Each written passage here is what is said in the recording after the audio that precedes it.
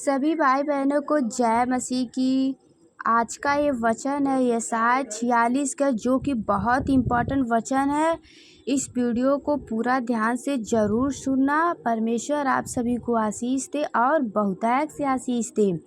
तो आइए हमारे साथ इस वचन को पढ़िए और प्रभु सबको आशीष दे। पूरा वचन को ज़रूर सुनना और वीडियो को भी शेयर करना, ताकि और भी लोग प्रभु के वचन को जानें। तो प्रभु का वचन कहता है, बैल देवता झुक गए, नवे देवता नभ गए हैं। उनकी प्रतिमाएं पशु वरन घरेलू पशुओं पर लदी है। जिन वस्तुओं को तुम उड़ाए फिरते थे, वे अब भारी बोझ हो गए। हालेलुया। प्रभु सभी को आशीष दे। मेरे साथ इस वचन को ध्यान से पढ़ना, जो कि बहुत इम्पोर्टेंट वचन है। ध्यान से समझना। परमेश्वर का पवित्र वचन कहता है, जिन वस्तुओं को तुम उड़ाए फिरते थे, वे अब भारी बोझ हो गई और थकी पशुओं पर लदी है।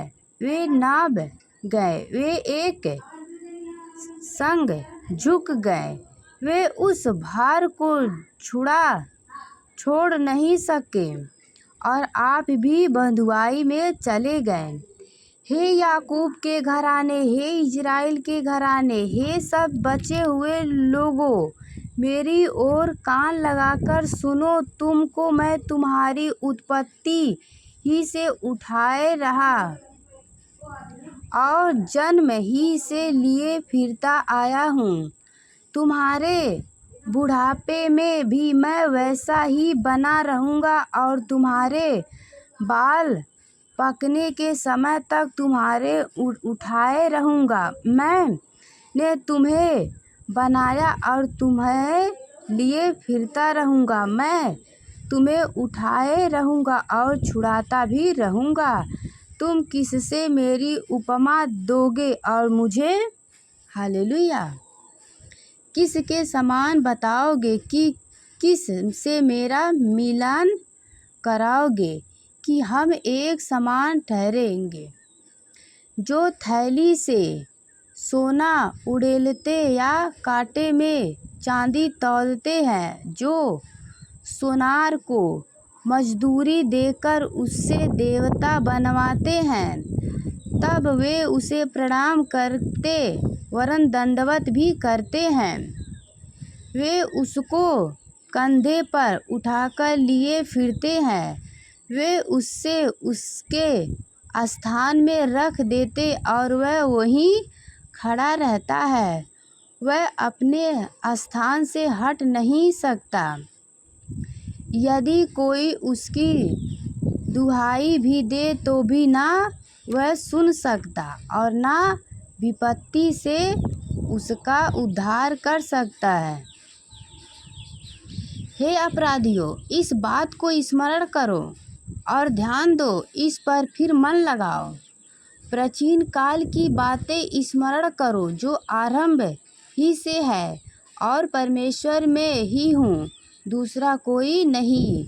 मैं ही परमेश्वर हूँ और मेरे तुल्य कोई भी नहीं है।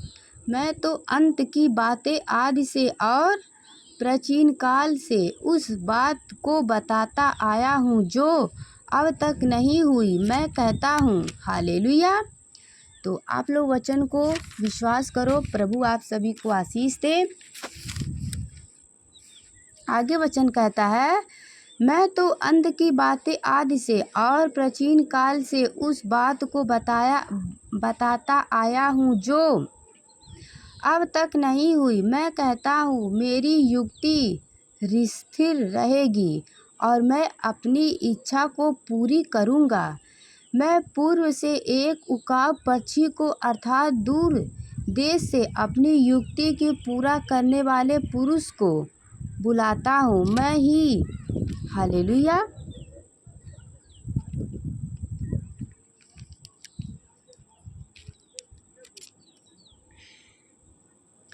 मैं ही ने यह बात कही है और उसे पूरी भी करूँगा। मैंने यह विचार बांधा है और उसे सफल भी करूँगा। हे कठोर मन वालों, तुम जो धर्म से दूर हो, कान लगाकर मेरी सुनो। मैं अपनी धार्मिकता को समीप ले आने पर हूँ। वह दूर नहीं है और मेरे उद्धार करने में विलंब ना होगा। मैं सिय्योन का उद्धार करूँगा और इज़राइल को महिमा दूँगा। यस, आमीन। तो जितने भाई बहन को इस वचन पे विश्वास हो, कमेंट में आमीन लिखे। प्रभु सभी को आशीष दे। तो आइए एक और हम वचन बताते हैं आप लोग को। परमेश्वर सबको आशीष दे और बहुतायत से आशीष दे। देखिए, एक वचन है, परमेश्वर कहते हैं मत डर, मैं तेरे संग हूँ। तो विश्वास करना, परमेश्वर सदा आप सभी के साथ रहते हैं। जो परमेश्वर पे भरोसा रखते हैं, वचन कहता है मत डर क्योंकि मैं तेरे संग हूँ। इधर उधर मत ताक क्योंकि मैं तेरा परमेश्वर हूँ। मैं तुझे दृढ़ करूँगा और तेरी सहायता करूँगा। अपने धर्म दाहिने हाथ से मैं तुझे संभाले रहूँगा। तो जितने भाई बहन इस वचन को विश्वास कर रहे हैं, इस वचन पे, वो कमेंट में आमीन लिखे। प्रभु उन्हें आशीष दे, सदा उनके साथ रहे। जो यीशु मसीह पे विश्वास करते हैं उनके लिए वचन है, परंतु जो यहोवा की बाढ़ जोहते हैं वे नया बल प्राप्त करते जाएंगे। वे उकाबों के समान उड़ेंगे और दौड़ेंगे और श्रमित ना होंगे, चलेंगे और थकित ना होंगे। यस, आमीन। तो सभी भाई बहनों को जय मसीह की। God bless you. प्रभु सभी को आशीष दे। अगर वचन पे विश्वास हो तो आप लोग आमीन ज़रूर बोलना। डेली वचन को सुनना है तो चैनल को सब्सक्राइब कर लीजिए। तो देखिए, परमेश्वर के वचन को ज़्यादा से ज़्यादा लोगों तक पहुँचाइए। आमीन।